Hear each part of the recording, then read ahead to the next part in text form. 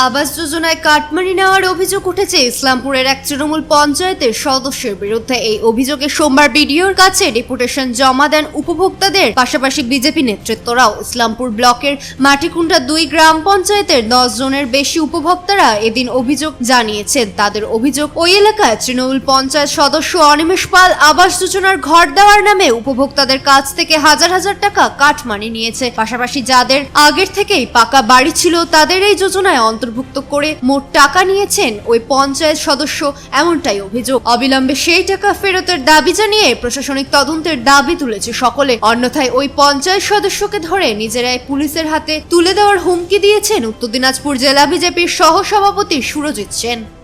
অফিসে এসেছেন, দেখুন, আমাদের কাছে এরকম বিভিন্ন পঞ্চায়েতের থেকে বিভিন্ন অভিযোগ আসছে এবং গত কয়েকদিন ধরে আমাদের কাছে তারা অভিযোগ করছিল যে আপনার মাটিকুন্ডা 2 গ্রাম পঞ্চায়েত অন্তত 76 নম্বর বুথে সেখানে যে মেম্বার আছে অনিমেষ পাল, এই অনিমেষ পাল এবং তার সাগরেদ অরুণ পাল, এই দুজনে মিলে ওখানে যারা বেনিফিশিয়ারি আছে তাদের কাছ থেকে কারো থেকে 15,000, কারো থেকে 10,000, কারো থেকে 20,000 এবং কি কারো নামে ঘর এসে সেই ঘরটাই হাফিজ হয়ে গেছে। সেই ঘরটা হাফিজ করে দিয়ে সেই ঘরের টাকাও পর্যন্ত নিয়ে নেওয়া হয়েছে এবং তাদেরকে ধমকি দেওয়া হয়েছে যদি তোমরা বলো কোথাও তাহলে তোমাদেরকে প্রাণও মারা হবে, পুলিশি গাঁজা কেস দেওয়া হবে, বিভিন্ন ধরনের হুমকি দেওয়া হয়েছে। সরকার তৃণমূলের ছিল, তৃণমূলের মেম্বার, তৃণমূলের প্রধান, সেই কারণে ভয় তারা এতদিন মুখ খুলতে পারেনি।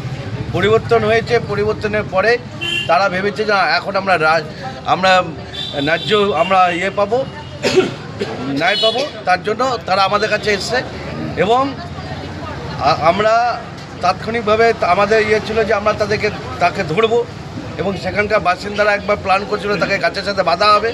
কিন্তু আমি বললাম যে আগে আমরা প্রশাসনের শরণাপন্ন হই।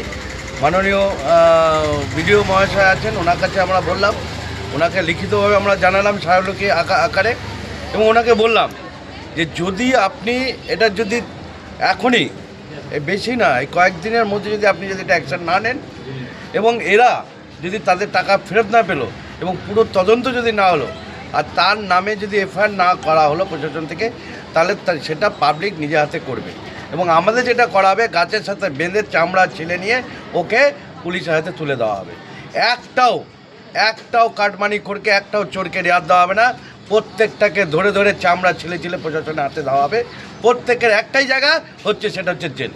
এবং তারা অনেক সময় তারা চেষ্টা করছে যে তারা বিজেপিতে আসার জন্য।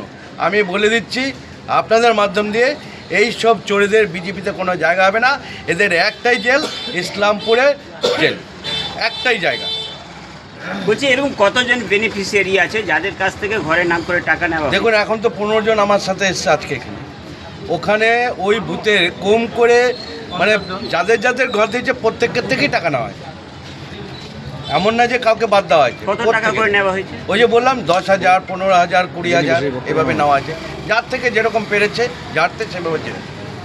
ঠিক। এবং শুধু তো এটা ঘরের, বিভিন্ন আরও খাতে তো আছে, কিন্তু এই ঘরের টাকা, নগদ টাকা যারা দিয়েছে তাদের ব্যাপার হচ্ছে আমাদের টাকা ভাই আমাদের ফেরত হবে। আপনারা বললেন 1,20,000 টাকার মধ্যে 15,000, 20,000 টাকা যদি একটা মেম্বার খেয়ে নেয়, একটা প্রধান খেয়ে নেয়, তাহলে সেই ব্যক্তিটা ঘরটা কী বানাবে এই দ্রব্যমূল্য বাজারে? একটা সিমেন্টের বস্তার দাম কত, একটা, তাহলে তারাই বা কী করে ঘরটা বানাবে? তো এইসব চোর নেতাদেরকে এখন জেলে ঢোকানোর সময় চলে এসেছে। তো আমরা প্রথম পদক্ষেপ নিলাম, প্রশাসন যদি তদন্ত করে তাদেরকে ঢোকানোর ব্যবস্থা করলো তো খুব ভালো কথা, না হলে আমরা তাদেরকে কি করে তাদেরকে হতে চামড়া ছিলে নিয়ে তাদেরকে জেলে দেবো। এটা কোন এলাকার ঘটনা? এটা মাটিকুন্ডা 2 পঞ্চায়েতের 76 নম্বর বুথের। আমি নামগুলো বলে দিচ্ছি জায়গাগুলো: বীজবাড়ি, দিঘলটারি, কাটুভিটা, এই 3টা গ্রামের বাসিন্দারা আজকে এখানে আছে। আমরা হ্যাঁ বলো। আমি প্রথম কিছু টাকা দিয়েছে 60,000, হ্যাঁ, পরে আবার বললো যে 10,000 দিতে হবে, না দিলে দ্বিতীয় টাকা ঢুকবে না। কত টাকা দিয়েছিলেন আপনারা? 10,000। কে নিয়েছিল? আচ্ছা, ওই নিয়েছে। কতদিন আগেকার ঘটনা এটা? মোটামুটি 1 সাল করে গেল তো। এর আগে যে যেটা হচ্ছিল না, তো ঘর কি বানিয়েছেন? ঘর বানিয়েছেন? এখন কি চাইছেন আপনারা? এখন টাকাগুলো দিয়েছি, ওটা তো আর এটা তো এটা তো আরও খাবার ওর অধিকার নাই না, এটা তো আমার টাকা আমাকে রিটার্ন দেবো। তো বলছি এর আগে কেন অভিযোগ করেননি এতদিন? তখন ভ্যা কী কী করবো তখন ভ্যাঁ তো বেশি কথা বললে তো আবার করে কি করে? হ্যাঁ একটা হুমকি দেখায় যেমন অমুক করবো কী করবো। কি নাম আপনার? কালিদাস সিং।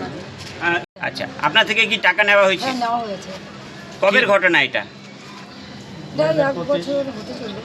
কি বলে টাকা নিয়েছে? টাকা নেওয়া হয়েছে যে আমরা যে ঘরে পাশ করিয়েছি তার থেকে তোমরা আমাদেরকে 10,000 করে টাকা দিবে। আপনারা দিয়েছিলেন? হ্যাঁ। কাকে দিয়েছিলেন টাকাগুলো? আমরা দিয়েছি মেম্বারকে, মেম্বার নিমেশ পালকে। মিউনিসিপাল। তারপরে আপনাদেরকে ঘর দিয়েছে তারা? হ্যাঁ ঘর দিয়েছে।